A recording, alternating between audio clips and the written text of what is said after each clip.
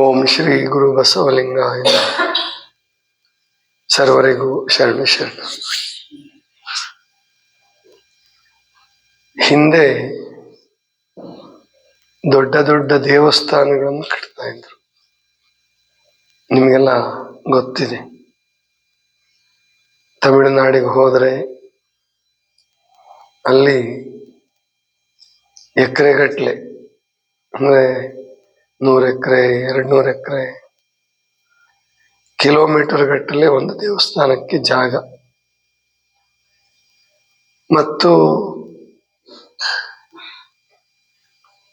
ಹಣ, ಅದರಲ್ಲೂ ವಿಶೇಷವಾಗಿ ಬಂಗಾರ, ವಜ್ರ ವೈಡೂರ್ಯ, ಬೆಳ್ಳಿ, ಇದೆಲ್ಲವನ್ನು ದೇವಸ್ಥಾನದಲ್ಲೇ ಇಡ್ತಿದ್ರು. ಅವಾಗ ಬ್ಯಾಂಕಿನ ವ್ಯವಸ್ಥೆ ಇರಲಿಲ್ಲ. ಇವಾಗ ದೊಡ್ಡ ದೊಡ್ಡ ಆಸ್ಪತ್ರೆಗಳನ್ನು ಕಟ್ತಾರೆ. ಬರೀ ದೊಡ್ಡ ಆಸ್ಪತ್ರೆಗಳು ಅಷ್ಟೇ ಕಟ್ತಾರೆ ಅಂತ ಏನಿಲ್ಲ. ದೊಡ್ಡ ದೊಡ್ಡ ಶಾಲೆಗಳು, ಕಾಲೇಜುಗಳು. ಆವಾಗ ಗುರುಕುಲ ಪದ್ಧತಿ ಇತ್ತು. ಶಿಕ್ಷಣಕ್ಕಾಗಿ ದೊಡ್ಡ ಕಟ್ಟಡಗಳನ್ನು ಕಟ್ತಿರ್ಲಿಲ್ಲ. ಕಾಡಿನಲ್ಲಿ, ಆಶ್ರಮದಲ್ಲಿ, ಮರದ ಕೆಳಗೆ ಅಥವಾ ಗುಡಿಯ ಪರಿಸರದಲ್ಲಿ ಶಿಕ್ಷಣ ನಡೀತಾ ಇತ್ತು. ಮತ್ತೆ ಈಗಿನ ಹಾಗೆ ಎಲ್ಲರಿಗೂ ಶಿಕ್ಷಣ, ಎಲ್ಲರಿಗೂ ಆರೋಗ್ಯ ಅನ್ನುವಂತಹ ಪರಿಕಲ್ಪನೆ ಆವಾಗಿರ್ಲಿಲ್ಲ. ಅಂದ್ರೆ ತುಂಬಾ ಹಿಂದೆ, ಬಸವಣ್ಣವ್ರ ಬರಕ್ ಮುಂಚೆ. ಅವಾಗೆಲ್ಲ ಇದ್ದಿದ್ದು ಕೆಲವೇ ಜನರಿಗೆ ಶಿಕ್ಷಣ, ಬಾಕಿಯವರು ದುಡಿಯುವ ವರ್ಗ, ಅವ್ರಿಗೆ ಶಿಕ್ಷಣ ಬೇಕು ಅಂತ ಏನಿರಲಿಲ್ಲ. ಅದೊಂದು ರೀತಿ ವಿಶೇಷ, ವಿಚಿತ್ರ ಇದ್ದಂತಹ ಕಾಲ. ಸೈನಿಕರು, ಕಾರ್ಮಿಕರು ಮತ್ತು ರೈತರಿಗೆ ಶಿಕ್ಷಣ ಕೊಡಬೇಕು ಅನ್ನುವ ಕಡ್ಡಾಯ ಇರಲಿಲ್ಲ. ಅವರಲ್ಲಿ ಕೆಲವರು ಯಾರೋ ಆಸಕ್ತಿ ಇದ್ದವರು ಹೊರಗೆ ಬಂದು ಕಲಿಬಹುದಾಗಿತ್ತು. ಅದಕ್ಕೂ ಕೂಡ ಕೆಲವು ಜಾತಿಗೆ ಅದಕ್ಕೂ ಅವಕಾಶ ಇರಲಿಲ್ಲ. ಆದ್ರೆ ಇವಾಗ ಸಾರ್ವತ್ರಿಕ ಶಿಕ್ಷಣ, ಸಾರ್ವತ್ರಿಕ ಆರೋಗ್ಯ ಸರಿ ಇದೆ. ಇದು ಪರಮಾತ್ಮ ಬಯಸೋದು, ಪ್ರವಾದಿಗಳು ಅಂದ್ರೆ ಗುರುಗಳು, ಅವತಾರಿಗಳು ಪ್ರತಿಯೊಬ್ಬರು ಬಯಸೋದು ಇದನ್ನೇ. ಆದ್ರೆ ಈಗ ತೊಂದರೆ ಏನಾಗ್ತಿದೆ ಅಂದ್ರೆ ಕ್ವಾಲಿಟಿ ಕಡಿಮೆ ಆಗ್ತಾ ಬರ್ತಾ ಇದೆ. ಆರೋಗ್ಯ ಎಲ್ರಿಗೂ ಕೊಡ್ತಾ ಇದೆ, ಸರ್ಕಾರ ಕೊಡುವ ಆಸೆ ಇಟ್ಕೊಂಡಿದೆ. ಆದ್ರೆ ಆ ಆರೋಗ್ಯ ನಿಜವಾದ ಆರೋಗ್ಯವ? ಶಿಕ್ಷಣ ಎಲ್ರಿಗೂ ಸಿಗ್ತಾ ಇದೆ. ಓದು ಬರಹ ಬೇಕು, ಎಲ್ರಿಗೂ ಬೇಕಿದು. ಶರಣರು ಬಯಸಿದ್ದು ಇದನ್ನೇ. ಅಂದ್ರೆ ಎಂಥ ಯಾವುದೇ ಕೆಲಸ ಮಾಡೋನಿರ್ಲಿ, ಅವನಿಗೆ ಓದು ಬರಹ ಬರಬೇಕು. ಮತ್ತು ಯಾವುದೇ ಕೆಲಸ ಮಾಡೋನಿದ್ರು ಅವನ ಬಗ್ಗೆ ಕಾಳಜಿ, ಆರೋಗ್ಯದ ಕಾಳಜಿ, ಅವನ ಜೀವನದ ಕಾಳಜಿ ಸರ್ಕಾರಕ್ಕೆ ಅಥವಾ ಒಂದು ಸಂಘ ಸಂಸ್ಥೆಗೆ, ಏನು ಸಾಮೂಹಿಕ ಬದುಕನ್ನು ನಾವು ಬದುಕ್ತೀವಲ್ಲ, ಅಲ್ಲಿ ಎಲ್ಲರಿಗೂ ಸಮಾನವಾದ ಅವಕಾಶ ಸಿಗಬೇಕು ಅನ್ನೋದು ಶರಣರ ಅಪೇಕ್ಷೆ ಕೂಡ ಅದೇ ಇತ್ತು. ಆದರೆ ಬಹಳ ಜನರು ಇದನ್ನು ಸರಿಯಾಗಿ ಅರ್ಥ ಮಾಡ್ಕೊಳ್ಳಾರ್ದೆ ಅಥವಾ ಶಿಕ್ಷಣದಲ್ಲಿ ಇದನ್ನು ಅಳವಡಿಸಲಾರ್ದೇನೆ ಇದ್ದಿದ್ದಕ್ಕೆ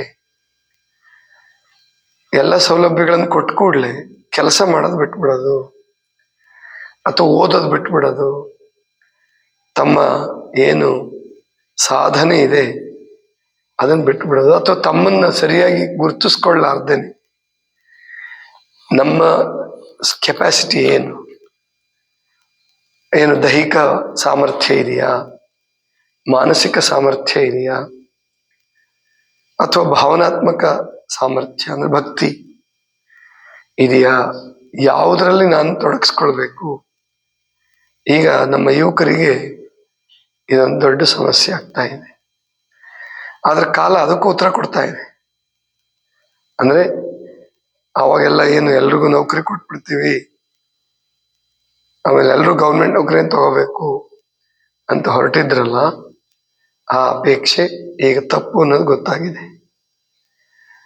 ನಿನ್ನೆ ರಾಷ್ಟ್ರಪತಿಗಳು ಒಂದು ವಿಶ್ವವಿದ್ಯಾಲಯದಲ್ಲಿ ಮಾತಾಡ್ತಾ ಅವ್ರು ಹೇಳಿದ್ದಾರೆ, ನೀವೆಲ್ಲ ಬರೀ ಜಾಬ್ ಸರ್ಚ್ ಮಾಡ್ತಕ್ಕಂಥವ್ರಾಗಬೇಡಿ, ಉದ್ಯೋಗ ಸೃಷ್ಟಿ ಮಾಡೋರಾಗಿ. ಅಂದ್ರೆ ಈಗ ಎಲ್ಲರೂ ಕೇಳಿ, ನೀವು ಧಾರವಾಡಕ್ಕೆ ಹೋಗ್ಬಿಟ್ಟು ಕೋಚಿಂಗ್ ಸೆಂಟ್ರಲ್ಲಿ ಕೇಳಿ, ಬಹಳ ಜನ ಯುವಕ ಯುವತಿಯರು ಎಲ್ಲೆಲ್ಲಿಂದನೂ ಬಂದಿರ್ತಾರೆ, ಹಳ್ಳಿಗಳಿಂದ ರೈತರು ಮಕ್ಕಳು ಬಂದಿರ್ತಾರೆ. ಅವರೆಲ್ಲರೂ ಕೇಳಿ, ನಾನು ಕಾಂಪಿಟೇಟಿವ್ ಎಕ್ಸಾಮ್ ಕೊಡ್ತಾ ಇದ್ದೀನಿ, ಕೆಲಸ ತಗೊಳಕ್ ಪ್ರಯತ್ನ ಮಾಡ್ತಾ ಇದ್ದೀನಿ, ಜಾಬ್ ಸರ್ಚ್ ಅಂತ ಹೇಳ್ತಾರೆ, ನಾನು ಕೆಲಸ ಹುಡುಕ್ತಾ ಇದ್ದೀನಿ. ಒಂದು ಪೋಸ್ಟ್ಗೆ 1,000 ಜನ ಅಪ್ಲೈ ಮಾಡ್ತಾರೆ. ಹೇಗೆ ಕೊಡಕ್ಕಾಗತ್ತೆ? ಕೊಡೋರು ಯಾರು? ಅದನ್ನಾದ್ರೂ ಅರ್ಥ ಮಾಡ್ಕೋಬೇಕಲ್ಲ. ತುಂಬಾ ಜನ ಅರ್ಥ ಮಾಡ್ಕೊಂತ ಇಲ್ಲ. ಅಂದ್ರೆ ಏನ್, ತಾಯಿ ತಂದೆಗಳು ದುಡ್ದಿದ್ದ ಶ್ರಮದಲ್ಲಿ ನಾವು ಎಕ್ಸಾಮ್ ಓದ್ತೀವಿ, ಕಾಂಪಿಟೇಟಿವ್ ಎಕ್ಸಾಮ್ ಮಾಡ್ತೀವಿ, KPSC UPSC, ಆಮೇಲೆ FDC SDC ಪೋಸ್ಟ್ ಅಂತ ಹೇಳಿ ಸಾವಿರಾರು ಜನ ತಮ್ಮ ಶಕ್ತಿಯನ್ನು ಹಾಳು ಮಾಡ್ಕೊಳ್ತಾ ಇದ್ದಾರೆ. ಇದು ಶಿಕ್ಷಣದ ಒಂದು ದುರಂತ. ಅಥವಾ ನಮ್ಮ ರಾಜಕಾರಣಿಗಳು, ಉದ್ಯಮಿಗಳು ಸೃಷ್ಟಿ ಮಾಡಿರ್ತಕ್ಕಂತಹ ಒಂದು ದುರಂತ. ಅಥವಾ ನಮ್ಮ ಹಿರಿಯರಿಗೆ ಸರಿಯಾಗಿ ಮಾರ್ಗದರ್ಶನ ಮಾಡಕ್ ಬರ್ಲಿಲ್ವಾ? ಸ್ವಾತಂತ್ರ್ಯ ಬಂದ್ಮೇಲೆ ನಮ್ಮ ಅಂದ್ರೆ ದೂರದೃಷ್ಟಿ ಉಳ್ಳಂತಹ ರಾಜಕಾರಣಿಗಳು ಬರಲಿಲ್ಲ. ಕೇವಲ ತಾತ್ಕಾಲಿಕ. ಇನ್ಮೇಲೆ ನಾವು ಬದಲಾವಣೆ ಆಗ್ಲೇಬೇಕು. ಆಗದೆ ಹೋದ್ರೆ ನಮ್ಮ ಯುವಕರು ಆಲಸ್ಯಗಳು, ಅಪರಾಧಿಗಳು, ರೋಗಿಗಳು ಆಗ್ಬಿಡ್ತಾರೆ. ಈಗಾಗಲೇ ನಾವು ಅದನ್ನ ಅನುಭವಿಸ್ತಾ ಇದ್ದೀವಿ. ಆಲಸ್ಯಗಳಾಗ್ತಾರೆ. ಯಾಕೆಂದ್ರೆ ಇಲ್ಲಿ ಓದೋದು ಅಂದ್ರೆ ಎಷ್ಟು ಅಂತ ಓದೋಕ್ ಸಾಧ್ಯ? ಯಾವುದೋ ಒಂದು ಎಕ್ಸಾಮ್ ಕಾಲ್ಫರ್ ಮಾಡ್ತಾರೆ, ಅಲ್ಲಿಗೆ ಓದಿದ್ನೇ ಓದ್ಬೇಕು. ನೆನ್ಪಿಟ್ಕೊಳಕ್ ಅವ್ನ್ ಕಂಪ್ಯೂಟರ್ ಅಲ್ಲ, ಪೆನ್ ಡ್ರೈವ್ ಅಲ್ಲ. ನೆನ್ಪಿಟ್ಕೊಂಡು ಎಲ್ಲದನ್ನು ಬರೆದ್ರು ಕೂಡ ಬಹಳ ಚೆನ್ನಾಗಿ ಬರೆದಿದ್ದಾರೆ. 1,000 ಜನ ಎಕ್ಸಾಮ್ ಕೂತಿದ್ದಾರೆ ಅಂದ್ರೆ 100 ಜನ ತುಂಬಾ ಚೆನ್ನಾಗಿ ಬರ್ದಿದ್ದಾರೆ ಅಂದ್ರೆ ಇನ್ನು 900 ಜನ ಫೇಲ್ ಮಾಡ್ಲೇಬೇಕು. ಆ 100 ಜನರಲ್ಲಿ ಮತ್ತೆ 999 ಜನರನ್ನು ರಿಜೆಕ್ಟ್ ಮಾಡಿ, ಅಥವಾ ಯಾರು ಲಂಚ ಕೊಡ್ತಾನೋ ಅವನನ್ನು ತಗೊಂಡು ಇನ್ನು 99 ಜನ ರಿಜೆಕ್ಟ್ ಮಾಡ್ಲೇಬೇಕು, ಅನಿವಾರ್ಯ. ಅಥವಾ ಒಂದು ಪೋಸ್ಟಿಗೆ 300 ಜನ ಹಾಕಿದ್ದಾರೆ ಅಂದ್ರೂ ಕೂಡ ಅದರಲ್ಲಿ ನೀವು 30 ಜನ ಫೈನಲ್ ತಗೊಳ್ತೀರಾ, ಇನ್ನು 270 ಜನ ಹೋದ್ರು. ಆ 30 ಜನರಲ್ಲೂ ಕೂಡ ಒಬ್ಬನ್ನೇ ತಗೋಬೇಕು, ಇನ್ನು 29 ಜನ ಅವ್ರನ್ನ ಹೊರಗೆ ಹಾಕ್ಬೇಕು. ಅವ್ರು ಮತ್ತೆ ಬೇರೆದ್ನೇ ಹುಡುಕ್ಬೇಕು. ಆ ಬೇರೆದು ಹುಡುಕುವಾಗ್ಲೂ ಕೂಡ ಅವರು ಮತ್ತೆ ಅದನ್ನೇ ಓದ್ಬೇಕು. ಓದೋದಿರ್ತದೆ. ಅದಕ್ಕೆ ಏನು ಓದೋದಿದು, ಎಷ್ಟು ಓದ್ತಾನೆ, ಬೇಜಾರು ಬರ್ತದೆ. ಅವನು ಮಲ್ಕೊಳ್ತಾನೆ, ಇಲ್ಲ ಸಿನಿಮಾ ನೋಡೋದು, ಇಲ್ಲ ಕ್ರಿಕೆಟ್ ನೋಡೋದು, ಇಲ್ಲ ಉಪಯೋಗ ಇಲ್ಲದನ್ನ ಮಾತಾಡೋದು. ಅಂದ್ರೆ ಶಕ್ತಿ ವ್ಯರ್ಥವಾಗಿ ಹೋಗ್ತಾ ಇದೆ. ಆಮೇಲೆ ಜನಸಂಖ್ಯೆ ವಿಪರೀತ ಬೆಳೀತಾ ಇದೆ. ಆವಾಗ ಅವನು ಏನು ಸಿಗದೇ ಇದ್ದಾಗ ಅಪರಾಧಿ ಆಗ್ಬೇಕಾಗ್ತದೆ. ಕಳ್ಳತನ, ಭ್ರಷ್ಟಾಚಾರ, ಮೋಸ, ವಂಚನೆ, ಹಣಕಾಸಿನ ಹಗರಣಗಳು ಇವೆಲ್ಲ ಯಾಕೆ ಆಗ್ತಿದ್ವಪ್ಪ ಅಂತಂದ್ರೆ ಅವ್ರಿಗೆ ಮಾಡಕ್ ಬೇರೆ ಕೆಲಸನೇ ಇಲ್ವಲ್ಲ. ಏನ್ ಮಾಡೋದು? ಅದಕ್ಕೆ ಅವ್ರ ಹತ್ರ ಕಿತ್ಕೊಳ್ಳೋದು. ಯಾವ ತರ ಕಿತ್ಕೊಳ್ಳೋದು? ಧರ್ಮದಿಂದ ಕೇಳಿದ್ರೆ ಕೊಡಲ್ಲ. ದಾಸೋಹ ಮಾಡಿ ಅಥವಾ ನನ್ನನ್ನು ಇದು ಮಾಡ್ರಿ ಅದ್ ಮಾಡ್ರಿ ಕೇಳಕ್ಕೂ ಆಗಲ್ಲ. ಶಿಕ್ಷಣ ಕಲಿಸ್ಕೊಟ್ಟಿಲ್ಲ. ಮತ್ ಕೇಳಿದ್ರು ಕೊಡೋದು ಇಲ್ಲ ಜನ. ಇಲ್ಲ ಇಂಥದಕ್ಕೆ ತೊಡಗಿಸಿ ನಾವು ಇಂಥದ್ದು ಮಾಡ್ತೀವಿ. ಯಾರೋ ಒಬ್ಬ ಅಲ್ಲಿ ಒಂದೂರಲ್ಲಿ ಹಣ ತೊಡಗಿಸಿದಾನೆ, ಬಳ್ಳಾರಿಲೋ ಹಾಸ್ಪಿಟಲ್ ಎಲ್ಲ. ಕತ್ತೆ ಸಾಕ್ಬಿಟ್ಟು, ಕತ್ತೆ ನಿಮಗೆಲ್ಲ ಕೊಡಿಸ್ತೀವಿ, ನೀವು ದುಡ್ಡು ಕೊಡಿ, ನಿಮ್ಮ ಹಾಲನ್ನು ನಾವು ತಗೊಳ್ತೇವೆ, ಇನ್ವೆಸ್ಟ್ ಮಾಡಿ, 1 ಲೀಟರ್ ಹಾಲಿಗೆ 3,000 4,000 ಕೊಟ್ಟು ತಗೊಳ್ತೀವಿ. ಸರಿ, ಎಲ್ಲರೂ ಕತೆ ತಗೊಂಡ್ರು, ಒಂದಷ್ಟು ಜನ ತಗೊಂಡ್ರು, ಒಂದು 200 ಜನ 200 ತಗೊಂಡ್ರು. ಆಮೇಲೆ ದುಡ್ಡು ಬಹಳ ತೊಡಗಿಸ್ತು. ನೀವು ಮೆಂಬರ್ ಆಗ್ಬೇಕಾದ್ರೆ ಇಷ್ಟು ಕಟ್ಟಬೇಕು, 1,00,000 ರೂಪಾಯಿ ಕಟ್ಟಬೇಕು, 2,00,000 ರೂಪಾಯಿ ಕಟ್ಟಬೇಕು. 100 ಜನ 1,00,000 ಕಟ್ಟಿದ್ರೆ 1,00,00,000 ರೂಪಾಯಿ ಆಯ್ತು. 100 ಕತ್ತೆ ಹೇಗೋ ಕೊಟ್ಟ, ಗೊತ್ತಾಯ್ತಲ್ಲ. ಅವನು ಬಾಕಿದೆಲ್ಲ ದುಡ್ಡು ಮುಳುಗಿಸ್ಕೊಂಡು ಹೊರಟೋದ. 3 ಕೋಟಿನ 4 ಕೋಟಿನ ತಗೊಂಡು ಹೊರಟ.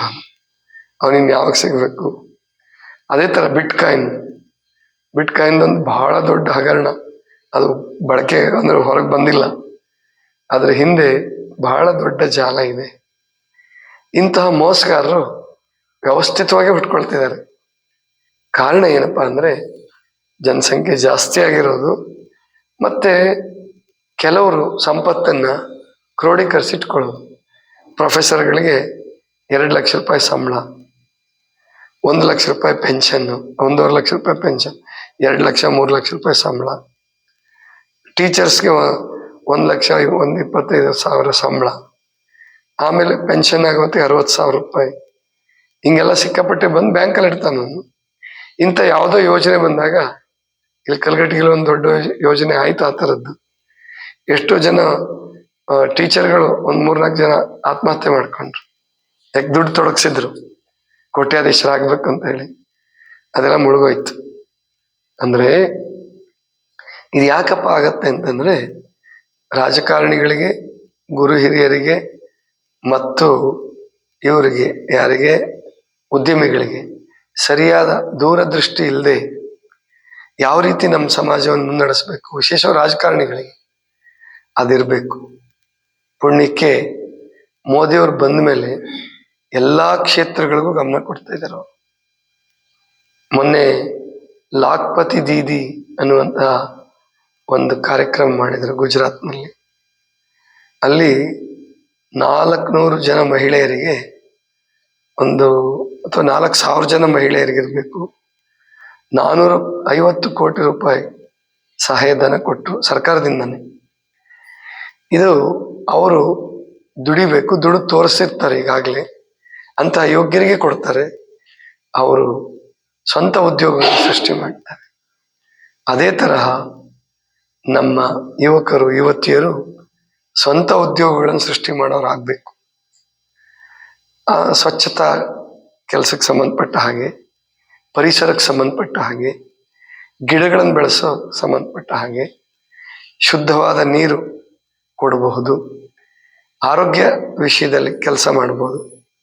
ಆರೋಗ್ಯದ ವಿಷಯದಲ್ಲಿ ತುಂಬಾ ಕೆಲಸ ಮಾಡೋದಕ್ಕಿದೆ. ಈಗೇನು ಔಷಧಿಗಳ ದುಷ್ಪರಿಣಾಮದಿಂದ ದೊಡ್ಡ ಆಸ್ಪತ್ರೆಗಳಿಂದ ಆರೋಗ್ಯ ಸಿಗ್ತಾ ಇಲ್ಲ.